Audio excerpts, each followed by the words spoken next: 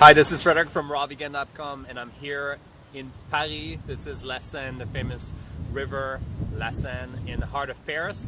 And today I've got a very interesting video for you, and it was a very interesting day for me because I got to meet a mentor of mine. His name is Albert Mosseri. He's a French, Egyptian-born natural hygienist who has been writing over 25 books on the topic of natural hygiene, fasting, health, natural diet.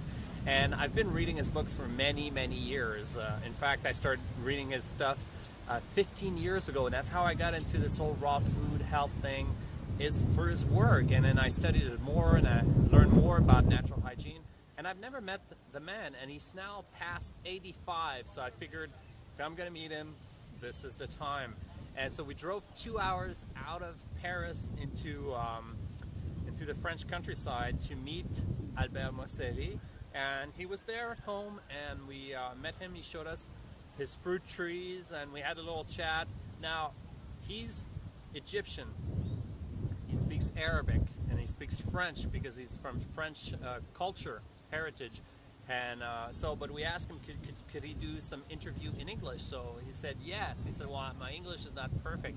He doesn't speak very loudly, so we'll have to jack up the volume, and I'll explain the little things. But he's a very interesting man, and you know, it was sort of a very important step in my life for me to meet him finally. So I'm excited to share this with you, and then we'll talk more about his philosophy right after.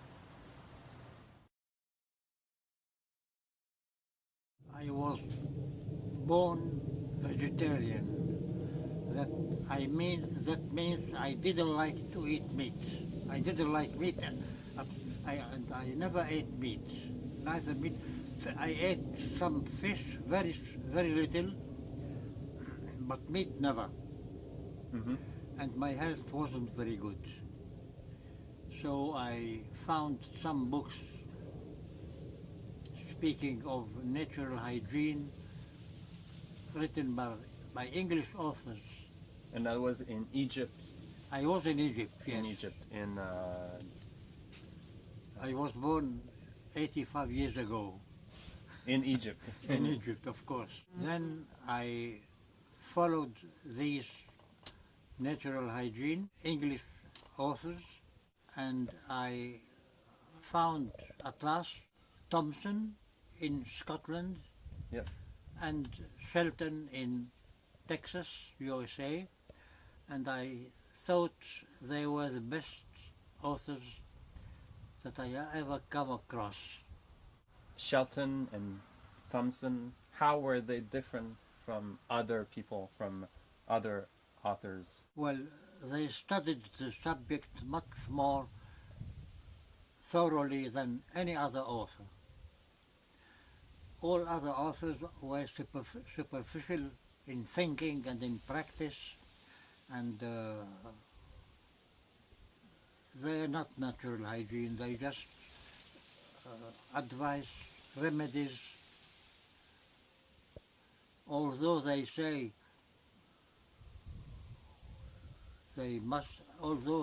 one must go to the cause of disease, they soon advise remedies which is the contrary of what they have said.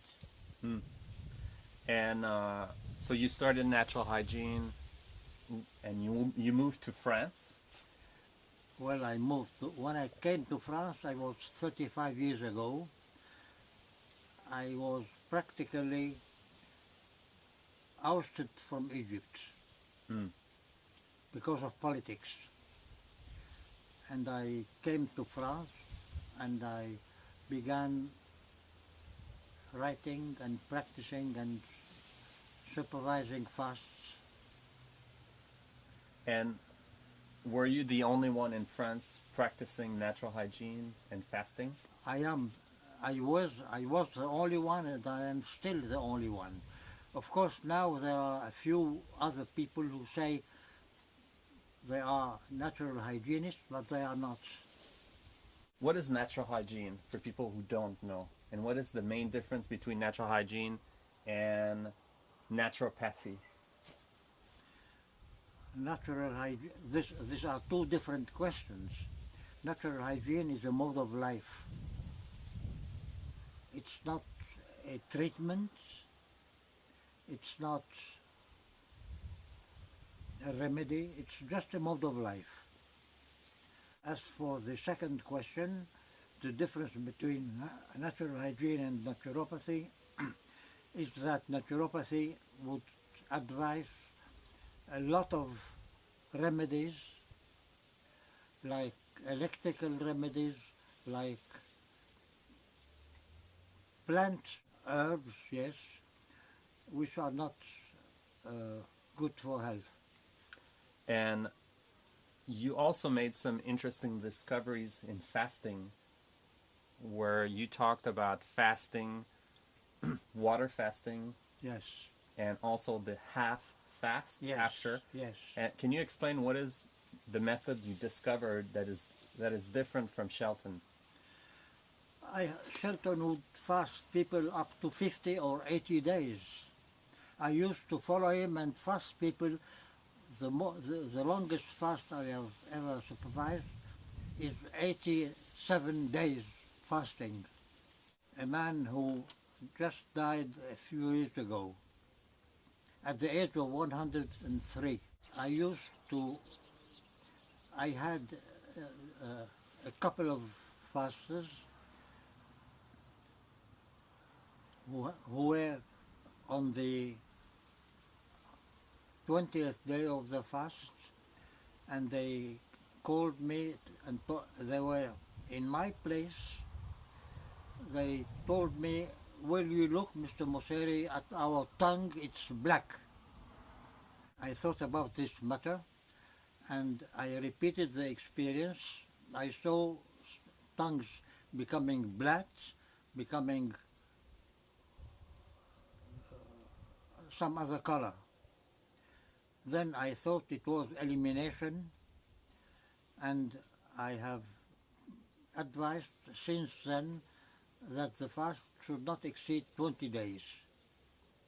And after those 20 days? After those 20 days, I advised a half a fast, semi-fast. This semi-fast should be pursued until the thirst would disappear. And the tongue clears. And the tongue clears, in theory. Yes. Because they never go so far away. But people who fast more than 20 days, you wrote in your books that after 20 days, it's a waste of time to fast? It's a waste of time. Okay. Yes. Because they would be better to Shelton do the half fast. Yeah. When they ask Shelton what about the long fast, he says, and they tell him they are still eliminating, but Shelton says it's better than nothing. Because it's slow elimination. It's very slow and it's almost stopped. So it's better to do half fast? Exactly. Because the elimination continues, the detox continues. Exactly. What is the half fast? What is the half Well, fast? the half fast consists in eating